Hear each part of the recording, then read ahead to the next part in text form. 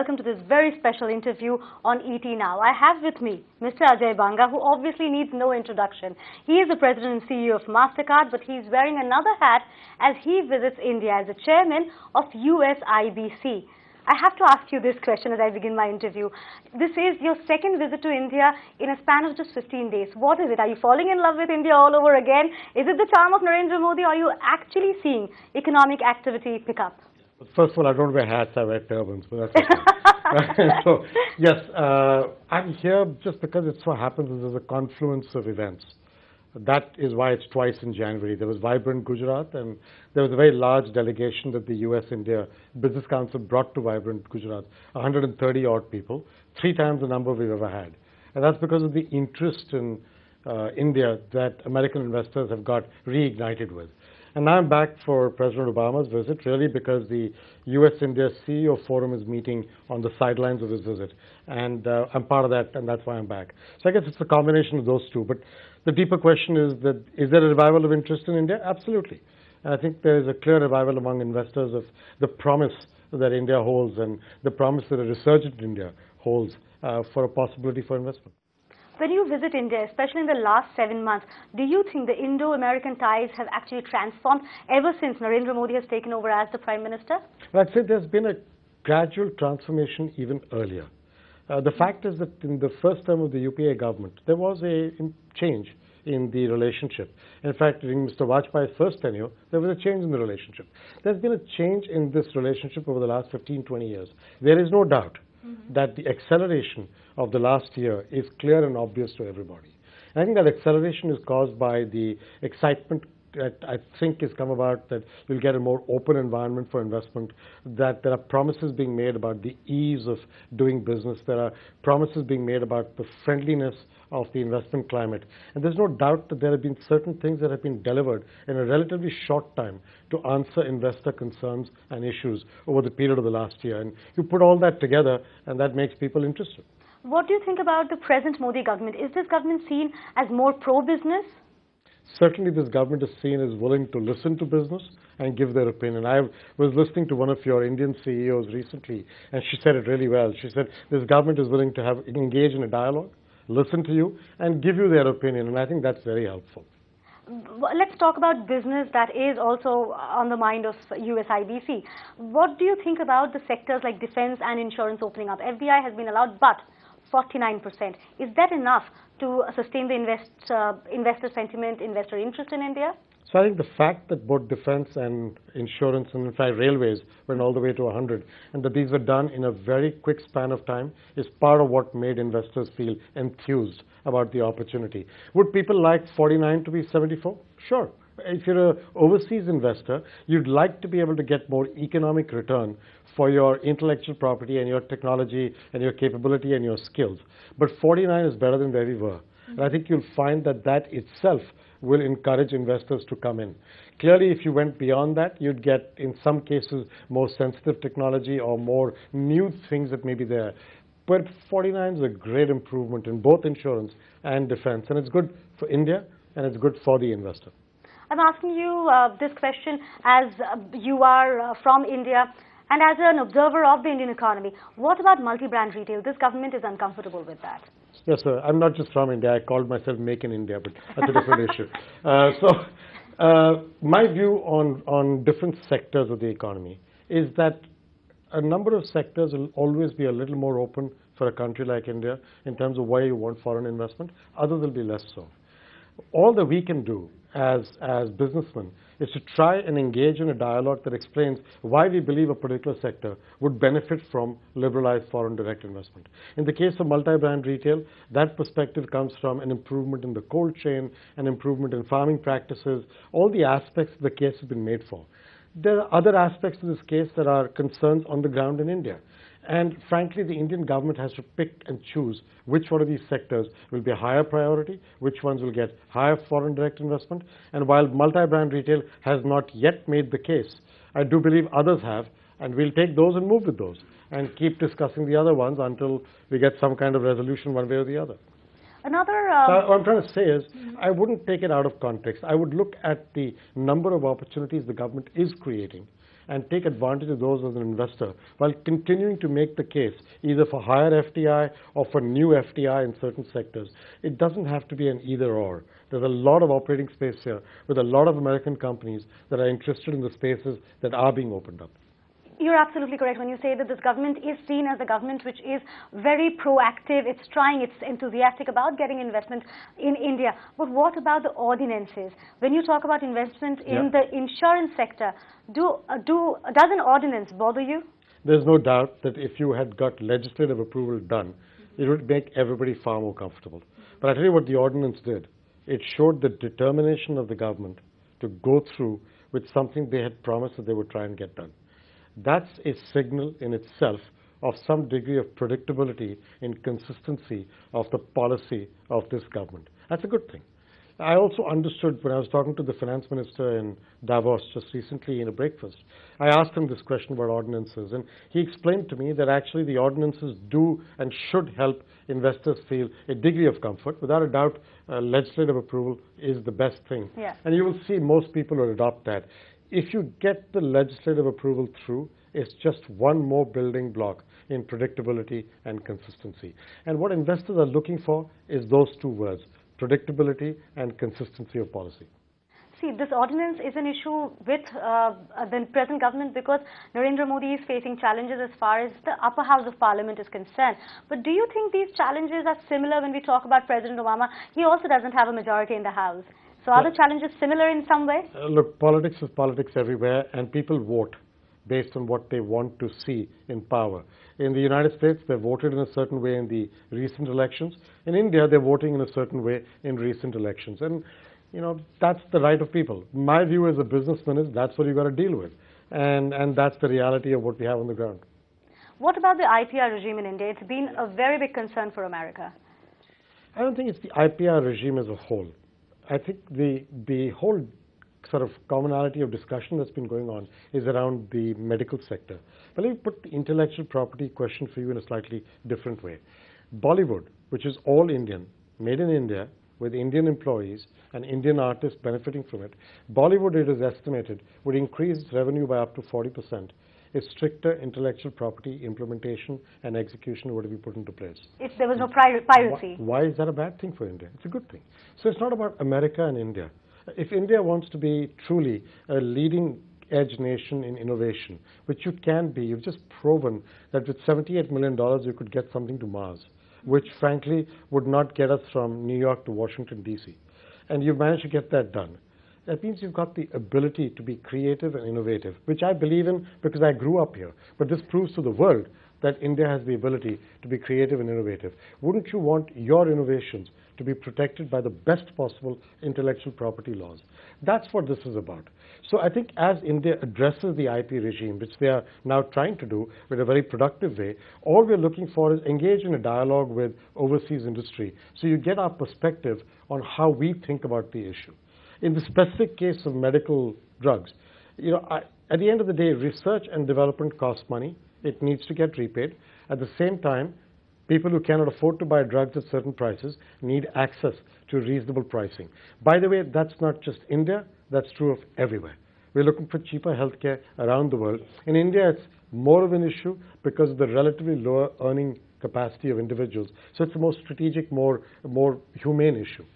All you have to do is seat firms on both sides, along with governments on both sides together, and examine the issue and find reasonable solutions. You know, there's going to be disagreements, but reasonable people can sit down together and find a way to make this work as compared to barely disagreeing with each other in public but not having a conversation.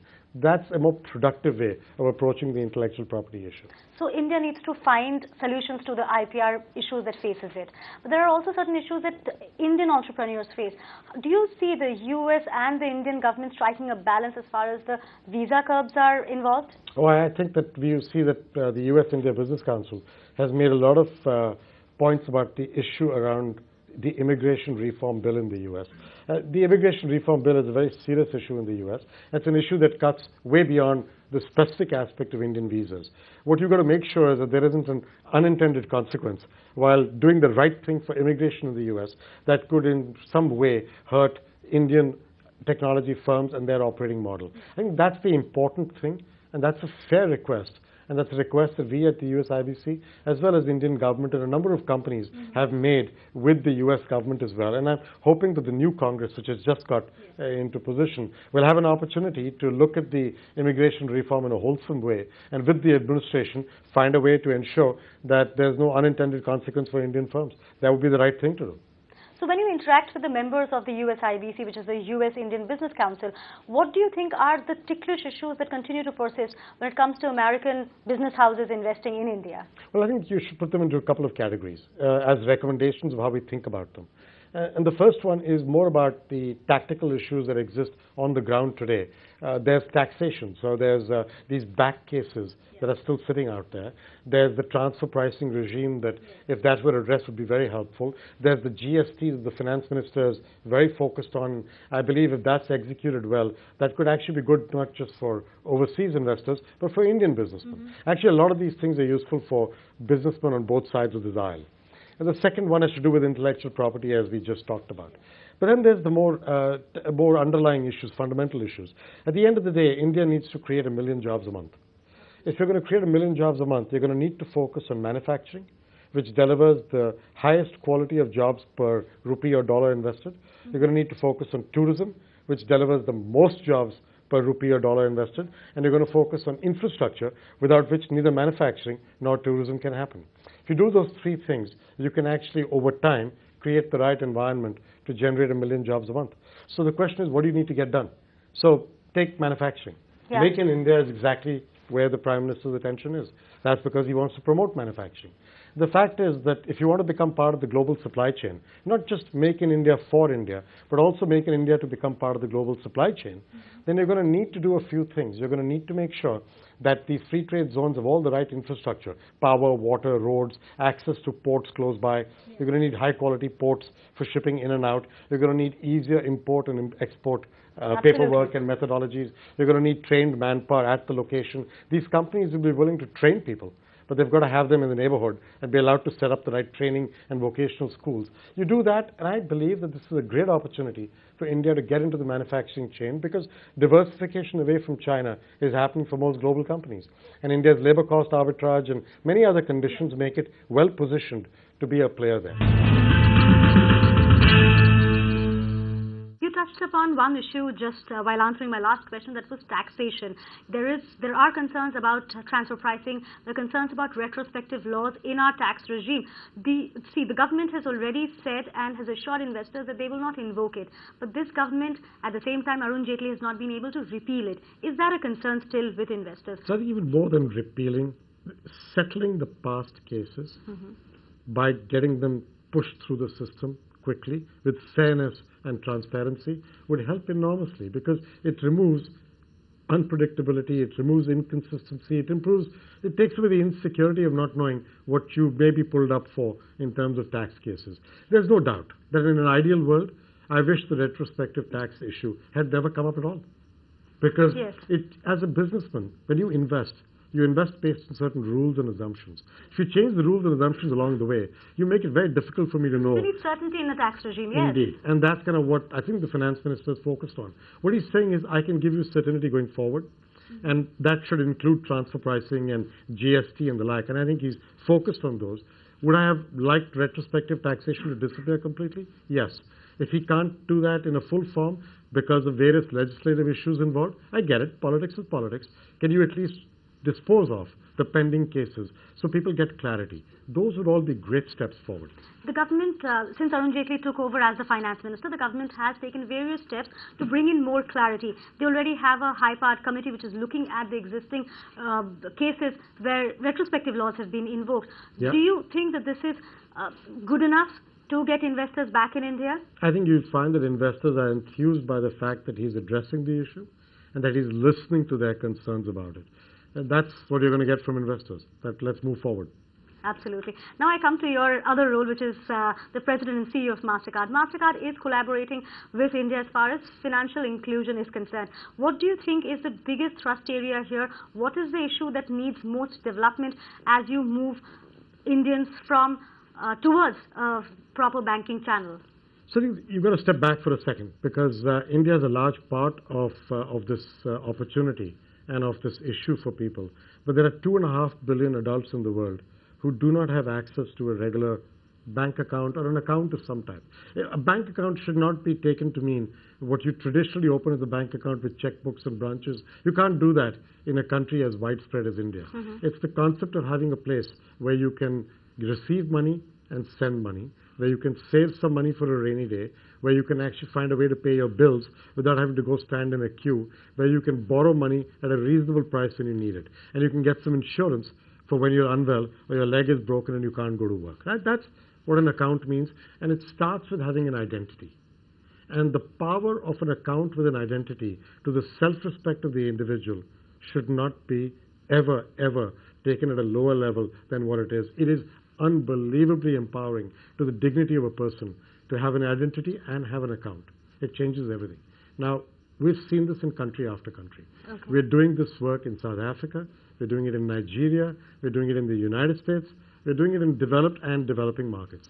And in India, we've done things with the government of Chhattisgarh, where scholarships are distributed to kids directly on a card, so the middleman goes away and the leakage disappears. We did some work with the government of Punjab on the public distribution system for food, where the farmers who earlier used to rely on agents to get their money were now getting it directly from the government on a card, and found that their compensation went up tremendously because leakage went away.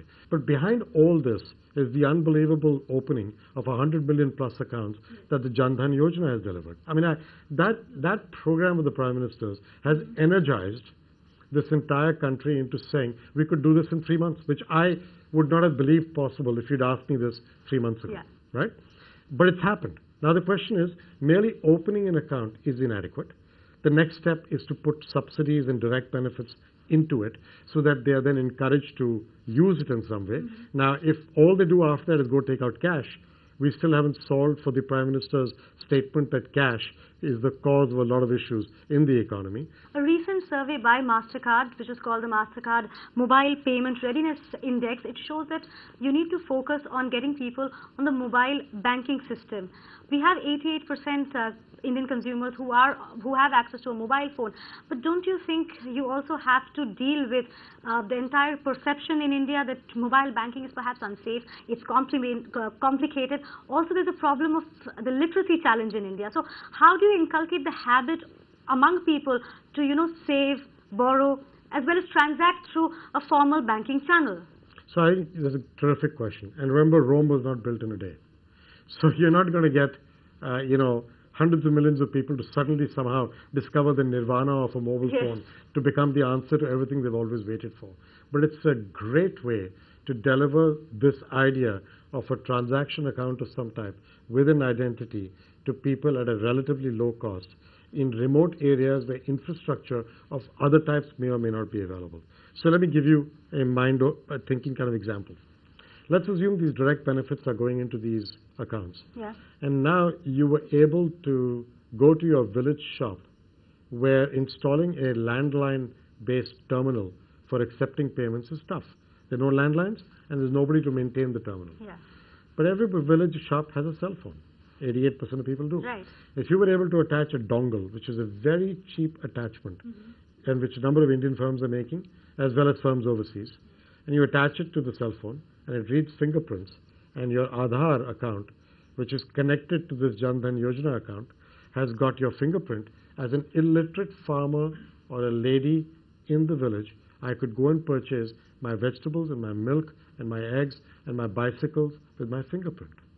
That itself is liberating from today, where you cannot have an account, where your money has to be kept under the mattress, be stolen or taken from you, and where you have no access to building your transaction history, which you will with this. So if tomorrow you wanted to borrow from a bank, they would be able to say, yes, Ajay did receive money and did use it and had some frequency of receiving and using it.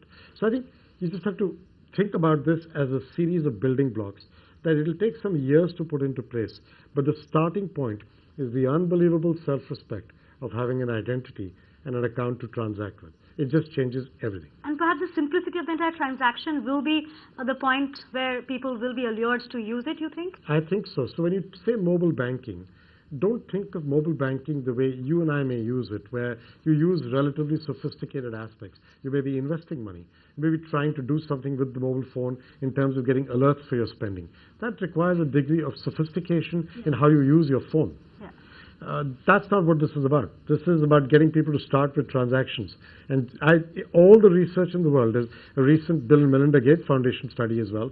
And in fact, they've just released a letter where they're talking about how mobile has the transformation capability for financial inclusion. They're referring to the basic transaction capability that allows you to start having what I call the basic account. And then you can add on insurance and borrowing and so on as they become more sophisticated. But you have to bring them into the mainstream. Because otherwise, what you and I take for granted, hundreds of millions of people in India could not do. And that's the transformative part about what the Prime Minister's Jan Dhan Yojana is doing. I think it's outstanding.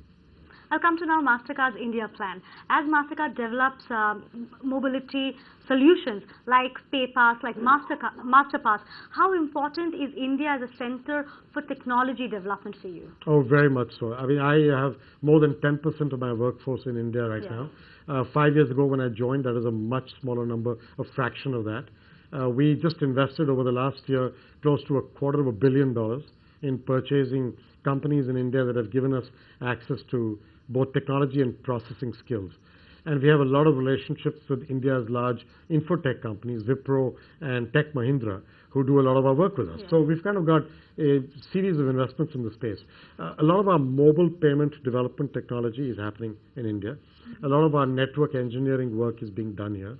We are using India as a way to help us build out in processing for acquirers and for issuers. We're using India for analytical skills, and we've built a center in Gurgaon which does decision analytics for us. We've also invested in other companies in India that do decision analytics as a way of getting access to their capabilities, like Mu Sigma. So there's a series of our efforts in this space which is centered around the opportunity that India affords because of its capabilities and skill of its people. The payments industry has undergone remarkable changes in the last few years. You have wearable devices, you have contactless payments. Are there such innovations that you're planning to introduce in India? There's a lot of innovation happening. That's correct. In fact, the one thing about our industry that is completely true is that the only thing that is constant is the pace of change of technology. Right? And procrastinators will lose in this atmosphere. So you've got to be with it, and you've got to be testing out 10 things to find the one or two that you could win with, because you'll never know which they are till you test them. Right? So you're going to have to take some risks. That's the way we look at this whole space. Contactless technology and and MasterPass, the wallet, the digital wallet, all these are coming to India at different stages over the next few months. You're going to see. Are there cost implications when you want to introduce such technologies in India? Well, ICICI Bank just launched contactless with us very recently, and MasterPass, the digital wallet, will be here over the next few months. The cost implications are both for us and for the ecosystem. We spend in developing the technology, but remember, once I've developed it, because I have one global version of my technology, I don't spend it in every country each time. There is a cost, but you can do it smart. Banks will need to spend money too, because they will need to create the systems that allow them to connect to what we are doing and issue the cards that have to come to your wallet. Merchants will need to spend money too, because the terminal has to be capably sort of done for contactless payments. So there's investment in different sites. But at the end of the day, why are people doing this investment? Because it leads to better customer loyalty, or people shopping with you, and so on. And there are studies done around the world that electronic payments done conveniently drive volumes, drive ticket size, and reduce fraud. And that's the whole idea. My final question to you. You were adjudged one of the best performing CEOs of 2014. Over the last few years, we've seen lots of business leaders who are of Indian origin. So what is the secret behind the business leaders who are of Indian origin, really?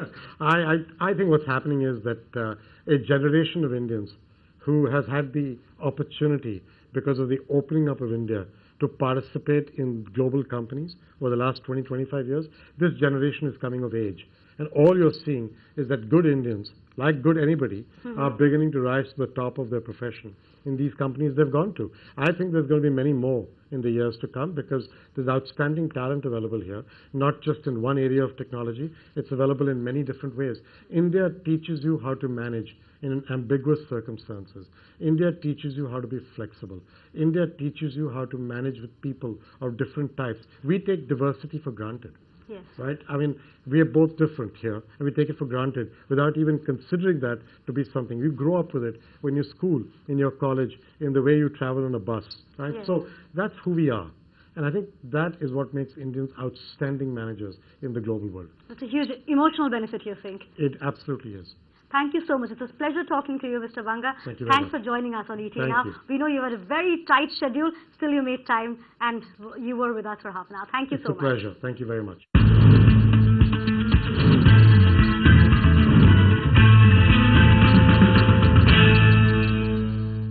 Find us on Facebook at facebook.com/ETNow and don't forget to click the like button. You can also follow us on Twitter at ETNowLive. To stay updated with all our programming, hit the subscribe button on our YouTube channel by logging on to youtube.com/user/ETNow.